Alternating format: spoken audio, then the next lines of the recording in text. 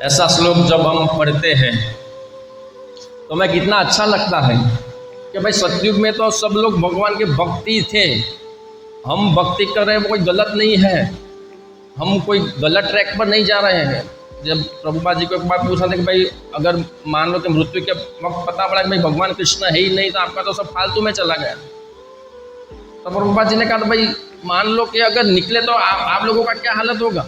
तो इसलिए हमको जब ऐसा लगता है माया के प्रभाव से कि हम गलत ट्रैक पर है, हम भोग विलास नहीं कर रहे, हम पिक्चर देखने नहीं जाते, हम एंजॉयमेंट नहीं करते, हम इंद्रिय भोग नहीं करते हैं, तो क्या हम इस युवा अवस्था को, मनुष्य जीवन को बेकार में जा रहे हैं या सही ट्रैक पे जा रहे हैं। कई बार रजोगुण तमोगुण का प्रभाव आता है और भक्तों का संग हो जाता है, तब हमको कभी कभी ऐसा हमको भी हो जाता है। लेकिन जब ये सब पढ़ते हैं तो हमको लगता है हाँ यार, सतयुग में तो सभी लोग भगवान की भक्ति करते थे।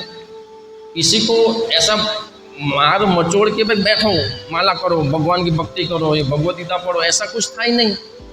सत्वगुण में सब लोग स्थित थे। और यहाँ पे लिखते हैं, इस श्लोक से पता चलता है कि भगवान की शरण में जाना ही परम धर्म है। हमको कितना बल मिलता है भागवतम से। अच्छा, इसलिए भागवतम कक्षा कितनी, प्रभुपाद जी ने ये जो मॉर्निंग प्रोग्राम दिया है वो कितना जबरदस्त है। प्रभुपाद जी को मालूम था कि कलयुग है और कलयुग में वातावरण का प्रभाव हम सब पर पड़ता है। तो ये जो मंगला आरती, गुरु पूजा, ये भागवतम क्लास, रीडिंग, ये 16 माला, जब उससे जो बल मिलता है वो बल हमको भगवान के प्रति आकर्षण बनाए रखता है। और ये बल अगर काम करना बंद कर दे, इस बल का सहारा लेना हम छोड़ दे तो हम भी गिर जाएंगे, क्योंकि हम सतयुग में तो है नहीं। और इसको समझने के लिए एक सामान्य दृष्टांत ये है कि गांव में एक व्यक्ति रहता था जिसका नाम था ईश्वर। उसके 2 बेटे थे, एक का नाम था बद्ध और एक का नाम था मुक्त। 2 बेटे थे। अब जो मुक्त था वो तो उसके पिता से अटैच था, उसके पिता में उसको कोई दोष नहीं दिखता था, उसके पिता से वो सहमत था, उसके पिता के प्रति आसक्त था, उसके पिता में ही उसका मन लगा रहता था, तो उसको कोई ज़रूरत नहीं थी और कहीं पे जाने की। लेकिन जो दूसरा बेटा था जिसका नाम था बद्ध, उसे क्या गांव में पड़े रहने का, कनाडा जाते हैं, लंदन जाते हैं, अमेरिका जाते हैं, कुछ पढ़ाई करके आते हैं, क्या गांव में खेती करने का। हालांकि वहाँ पे करोड़ों की ज़मीन थी, अच्छा खासा गाय था, शुद्ध दूध मिलता था, सुखी संपन्न थे। फिर भी उसको इच्छा हुई कि मैं कुछ ऐसा करूं कि जिससे ये लोग को कुछ पता नहीं है, मुझे जो रास्ता मालूम है। इसलिए आज सब लोग कहाँ जाते हैं, कनाडा जाते हैं, फॉरेन में जाते हैं कि यहाँ से कुछ वहाँ पे अच्छा मिलेगा। क्या अच्छा मिलेगा? भोग विलास अच्छे मिलेंगे, वो तो गधे को भी मिलता है।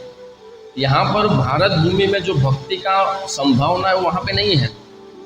तो उसने सोचा कि भाई पापा मैं पढ़ाई करके वापस आ जाऊँगा। पिता ने बोला कि तू नहीं आएगा। जनरली ऐसा होता है ना, हम दोस्त भी बात करते हैं, मेरा बेटा तो अमेरिका है, लंदन है, कनाडा है, पढ़ाई करके वापस आने को बोला था, लेकिन उधर शादी भी कर ली, मुझे बताया भी नहीं। ऐसा मैंने भी सुना। तो उसने बोला पापा मैं आ जाऊँगा। पापा ने बोला तो नहीं आएगा बेटा। नहीं, मुझे जाना है। तो फिर ठीक है जा। तो वो तो चला गया कि पिता से अलग होकर सुख मिलेगा, पिता से अलग होकर मेरी तरक्की होगी, पिता से अलग होकर मुझे स्वतंत्रता मिलेगी, पिता से अलग होकर मुझे सब सुख मिलेगा, पिता से अलग होकर मैं मन चाहा इंद्रिय भोग वहाँ पे कर सकता हूँ। और वो मुक्त उधर ही रहा, बद्ध चला गया। चला तो गया, वापस आया नहीं। पिता ने फ़ोन किया, पिता ने रिलेटिव्स को भेजे, पिता ने टिकट भेजी, और वो चाहता था कि मैं आऊँ। कभी कभार इच्छा भी हो जाती थी, लेकिन वो वहाँ पे जो इंद्रिय भोग का जो साधन सामग्री था वो चाहते हुए भी नहीं आ पा रहा था। और कोई बोलता कि उसके फ्रेंड को बोलता कि पप्पा बुला रहे, मैं इंडिया जा। इंडिया ऐसा डर्टी प्लेस में तुम जा रहे हो, इधर देखो कितना अच्छा है, कॉकरोच भी देखने को नहीं मिलते, तो तुम वहाँ पे जाओगे छिपकलियों के बीच में। फिर उसका मन हो, यहाँ पे देखो कितना भोग ऐश्वर्य है, वहाँ पे क्या है।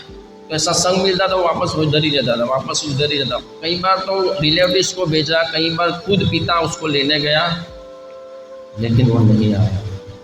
क्यों नहीं आया? क्योंकि वो वहाँ पे आसक्त हो गया था। उसने पप्पा को प्रॉमिस किया था कि पप्पा मैं पढ़ाई करके आ जाऊंगा, लेकिन वो नहीं आया। उसी तरह से हम गर्भ में पप्पा को प्रॉमिस करते अपने मूल पिता को कि हे पिता मुझे इसमें से बाहर निकलो, मैं गर्भ में से बाहर आकर मैं आपकी भक्ति करूँगा, मैं आपका नाम लूँगा, मैं आपका भजन करूँगा, इस जन्म मृत्यु में से निकल कर मैं हमेशा हमेशा के लिए आपके पास आ जाऊँगा। लेकिन वो जब गर्भ में से बाहर आता है तब वो मारो बेटो मारो छोकरो आ गयो, और सब वो संबंधियों के बीच में उसको लगता है ये मेरे पापा है, ये मम्मी है, ये मेरे भाई बहन है, यहाँ पे मैं टीवी देखूँगा, मैं भोग विलास करूँगा। और वो जो प्रॉमिस किया था वो प्रॉमिस हम सब ने किया था, भागवतम में वर्णन है, और वो हम भूल जाते हैं। तो उसी तरह से वो लड़का भी पापा को प्रॉमिस करके गया था कि मैं कनाडा से फॉरेन से वापस आ जाऊंगा, लेकिन वो नहीं आ पाया। तो यहाँ पे जो लिखते हैं कि पहले सब लोग सत्वगुणी थे, तो उसी तरह से जो मुक्त बेटा था वो भगवान से अटैच था, ईश्वर से अटैच था, उसके पिता से। तो हम सब लोग भी अटैच हैं, अंदर से अटैच है, क्योंकि हम ममे वांसो जीव लोग जीव पुत्र सनातन, हर एक जीव भगवान कृष्ण जो राधा दामोदर भगवान है उनके अंश है। भगवान में से कोई भगवान जो हाथ में पहनते हैं विग्रह को जो हम पहनाते हैं, वो हमको मिल जाए तो हमको कितनी खुशी होती है। ये भगवान ने पहना था वो मुझे मिल गया, ये भगवान का प्रसाद मिल गया, भगवान का उच्चिष्ट मिल गया। अरे भाई हम भगवान के तो अंश हैं, वो कितनी खुशी की बात है, वो कितनी इंस्पिरेशन वाली बात है। तो ये भगवान की माया को लांघना बहुत ही मुश्किल है। और जब इंद्रदेव खुद सुअर के शरीर में गए थे और जब उन्हें बोला कि मैं आकर स्वर्ग का राजपाट संभाल लो, ये क्या पड़े हो गंदगी में मलों के बीच में, तब क्या इंद्रदेव ने हाँ बोल दिया? हाँ चलो मैं आता हूँ, मैं मेरा इंद्र का पद संभाले। उसने बोला नहीं, मुझे नहीं आना है, मैं यहाँ पे संतुष्ट हूँ, इस मल मूत्र के बीच में मुझे मज़ा आता है। देखो ये कितनी समझने वाली बात है कि इंद्रदेव वो इतना बड़ा, ये हमारा घर तो कुछ भी नहीं है, सूरत शहर कुछ भी नहीं है, वो स्वर्ग के देवता, उसमें कितना भोग विलास, कितनी अप्सराएं, कितना सुंदर उनका महल, वो सब कुछ छोड़कर जब उनको सुअर का शरीर मिला तब भी वो उस सुअर के शरीर में संतुष्ट थे। क्यों? देवी है सा गुणमयी माया दुर्ध्या नामे ये प्रपंच माया बेता कर। ऐसे मलों के बीच में रहकर भी वो संतुष्ट थे, तो हमारे क्या औकात कि हम माया को लांघ सके। इसलिए ये भागवतम है, इसलिए भक्तों का संग है, इसलिए हरे कृष्ण महामंत्र है, क्योंकि हम भूल जाते हैं कि हमारे जीवन का लक्ष्य क्या है। हम भूल जाते हैं कि हरे कृष्ण महामंत्र ही कलयुग में एकमात्र उपाय है। किसी को बोल देंगे प्रभु मैं क्या करूं, नाम जप करो, यकीन नहीं होता है। बस खाली भगवान नाम ले बधु थी जाए। भगवान के नाम में इतनी शक्ति, हम इस युग में क्या कर सकते हैं। इसलिए सव्यसाची प्रभु बता रहे थे, जो खुद MBBS डॉक्टर है, वो बता रहे थे कि मैंने जब MBBS में एडमिशन लिया तो मुझे हाँ बहुत अच्छी लाइन मिल गई, अब मैं डॉक्टरों के बीच में पढ़ाई करूँगा। लेकिन वो बता रहे थे प्रभु जी कि जब मैं MBBS में एडमिशन लिया और जब सब लोगों के बीच में गया तो वहाँ पे क्या बात हो रही थी? स्त्री के बारे में, पैसों के बारे में, कैरियर के बारे में। बस डॉक्टर्स बनने के बावजूद, डॉक्टर में एडमिशन लेने के बावजूद भी मेंटालिटी तो वो गधे की ही रहती है कि कहाँ पे खाना है, कहाँ पे स्त्री है, कहाँ पे ये है, कहाँ पे ये मिशन। भगवद गीता हमें सुअर कुत्ते से ऊपर उठाने के लिए है, हमें मनुष्य, सच में मनुष्य बनने के लिए है। कोई बोलेगा तो भक्ति करना बहुत कठिन है, ठीक है भक्ति करना बहुत कठिन है, लेकिन पहले एक मनुष्य तो बनो। हम तो भी जानवर के लेवल पर है। अरे जानवर से भी गए गुजरे हैं। जानवरों का तो फिर भी एक समय होता है कि भाई इसी समय में, भाई वर्षा ऋतु या कोई भी समय होता है, उसी समय में भोग विलास में लिप्त होते हैं। मनुष्य तो कभी भी शुरू हो जाता है, कभी भी कहीं भी, कोई लज्जा नहीं है, कोई शर्म नहीं है, कोई नियम नहीं है। मनुष्य, पशु समाज में भी नियम होते हैं, लेकिन मनुष्य में कोई नियम नहीं है, कोई नियम नहीं लगता। सब कुछ उल्टा हो गया है। पहले मनुष्य में नियम थे, पशु में कोई नियम, आज उल्टा हो गया, पशु बेचारे नियम से चलते हैं लेकिन मनुष्य नियम से नहीं चलता है। इसलिए आज ये दुर्दशा है और सतयुग में ऐसी हालत नहीं थी। और इसलिए ये जो प्रभुपाद जी का ये हरे कृष्ण का मिशन है वो हमें सत्व गुण में लाने के लिए, क्योंकि जब तक व्यक्ति सत्व गुण में नहीं आएगा ये सब ऊपर से जाएगा। तो जब क्रिकेटर, कई बार हम क्रिकेट मैच कोई देखता है, ये क्या खेलता है, कोहली को ऐसा थोड़ा खेलना चाहिए, ऐसे ऐसे बैट घुमाना चाहिए, ऐसे करना चाहिए। अल्लाह भाई तू चला जा, और तू चला जाएगा तो क्या होगा, तुझे बॉल दिखेगी ही नहीं क्योंकि तेरी प्रैक्टिस ही नहीं है।